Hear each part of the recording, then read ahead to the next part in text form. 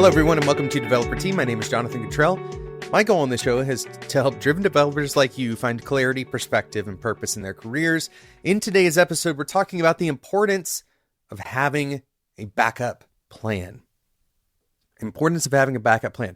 This goes for your technical backups. It goes for redundancy, but especially it goes for situations where human error could cause a problem, which is almost every situation you face in your career, right? The likelihood that the issues that you face in your career are human error related rather than purely technical is very high. Okay, so we're talking about preparing for this specifically because of the risk and reward curves. Think about the last success that you had in your career. And we're going to look at both sides of the spectrum today, okay? The last success that you had in your career. How much benefit, how much added positive momentum did that provide you in your career? For most people, successes tend to be incremental in nature. In other words, you deliver the last project on time. Most of the time, that's going to give you the opportunity to work on another project. You might end up getting a good performance review. You may end up making a little bit more in your salary. And this isn't inconsequential. It's not necessarily, something to look down on. Incremental progress is progress nevertheless.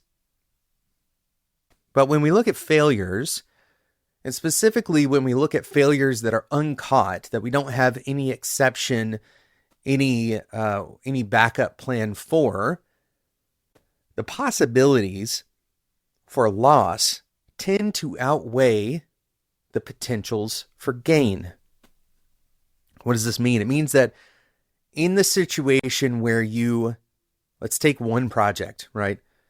In the situation where you make a significant mistake on one project, the potential for loss on this is very high.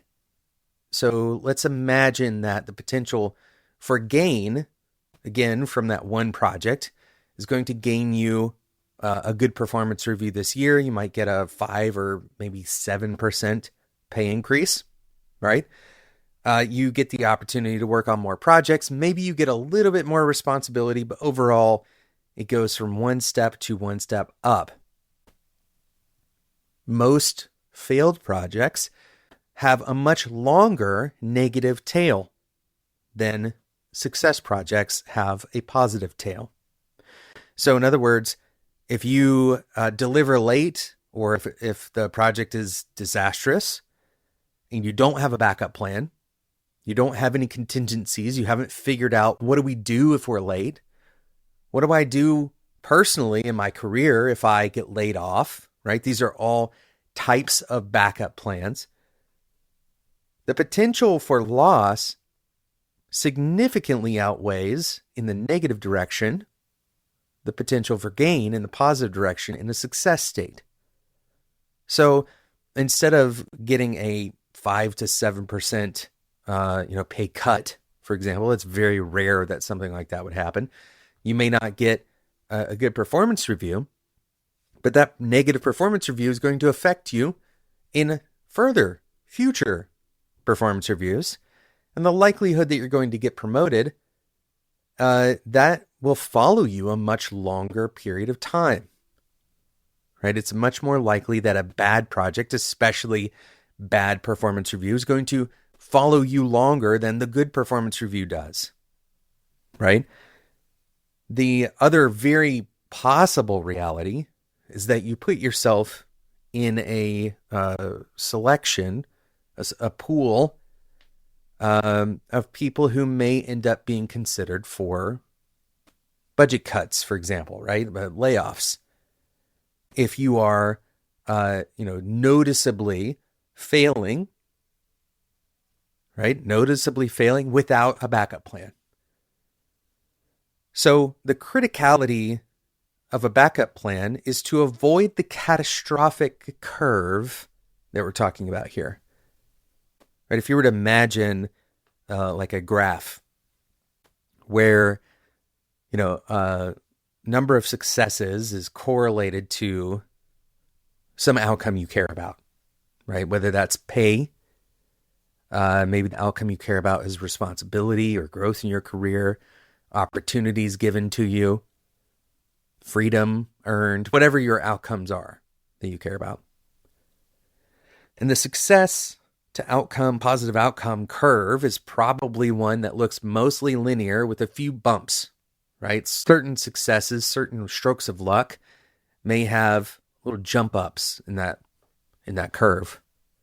But number of failures and potential negative effect goes significantly faster, right? So we would look at this as probably the beginning or some kind of logarithmic, a logarithmic function where one negative effect or two negative, or rather negative outcomes may result in a few bad effects, but as you pile those up, it goes much further, much faster. And similar to the step ups in the success graph, you may have drop downs in the failure graph. So for example, a layoff might be a good example for that. There's certain catastrophic events also that you don't necessarily have control over, that if you don't have a backup plan for, right? They have nothing to do with your performance. They have nothing to do with your choices, as far as the actual failure case is concerned. But those events can cause major wipeout scenarios, right? This is what Taleb would call a black swan. It doesn't even have to be, totally a black swan. It can just be something that you're not prepared for. Even in a situation where you feel like you're prepared for most things, a black swan could occur, and that's true for everyone. But the more that you prepare for these contingencies, the more likely it is that you can deal with, maybe not necessarily prevent every failure, but deal with the majority of failures so that that curve doesn't happen, right? It may be that you have backup plans for your project failures. It may be that you have backup plans for your career, right? Maybe you have, you've made decisions like purchasing insurance, right? This obviously is not the kind of show where we're going to give you recommendations on insurance or anything like that, but instead, the principle remains. The principle is that it's more important, most likely, for you to avoid catastrophic loss, right, than it is for you to stretch yourself to try to get an incremental gain.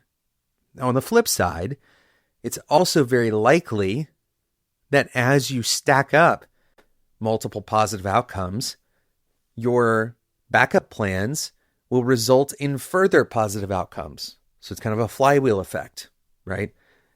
The preparedness and your ability to respond to negative events will also increase the speed of that flywheel. Now, I'll leave it as an exercise for you to figure out how do you make that curve on the success curve, how do you make that go up faster, or how can you turn that exponential? Most likely, that's about placing a lot of bets, right? And having a significant number of those bets where if it's incremental in progress, that's okay with you, but the bet has higher upside, right? So there are ways to do that. But the critical takeaway here is it doesn't matter how many incremental gains you have if you're not prepared for significant negative or adverse events, then one or two of those could wipe out all of the progress that you've made, right? One or two could wipe out all of the incremental gains that you've created through individual successes. So focus on your backup plans. Always have a backup plan. Try to figure out how could this thing go wrong. try to figure out what kinds of catastrophic things could happen. You could determine the likelihood of those, right? You don't necessarily just use historical events for that. Try to imagine what is possible that could happen, like theoretically possible, not just demonstrably possible. Could your startup get disrupted, even though there's never been anybody else in this space? Of course it could, right? Just because we don't have historical, record of something happening doesn't mean it couldn't happen. So consider the catastrophic events that, even though they haven't happened yet, they could, right? This is the premise of things like life insurance. Even though you haven't necessarily needed life insurance, you will only need it once if you do need it at all. So these kinds of ways of thinking, if you can hedge your efforts with very basic backup plans, things like redundancy, for example, things like thinking out in front of your career, right? Be in front of your career at all times. The best time to start interviewing is when you're hired, when you're already working somewhere. Even if you're happy at that place, interviewing is never a bad idea, especially when you're secure. So these are the kinds of things that create resiliency in your career, in your life. I encourage you, go identify places where if a catastrophe were to occur, you would experience one of those drop-off curves, and try to figure out what would the most basic version of a backup plan be. I would recommend that you get one in place. Just do one this week. Get a plan in place for something that could catastrophically impact your career. If you get one of those in place, you're better off for it at a statistical level. But somebody listening to this show right now, somebody listening will absolutely have one of these events occur at some point. I don't know who, and I don't know what it is, but it's up to you to be ready for that. So evaluate your various potentials for catastrophic events, and then put just one, and see where it takes you. It's very likely that you're going to feel, a sense of relief from that, right? It's a nice emotional feeling, but also if it ever comes down to it, and you needed that backup plan, now you have it available to you. My guess is that if you do one, you're going to be excited enough to do another, and then another, and hopefully you'll have backup plans for most of your situations, especially your professional ones. Thank you so much for listening to today's episode of Developer Tea. If you enjoyed this episode, then if you're on YouTube, you can like, subscribe, do all of those things. If you are listening to this as a podcast, which is our primary format of releasing this, then subscribe in whatever podcasting app you're currently using, and then leave a review in iTunes. Of course, you can comment on YouTube as well.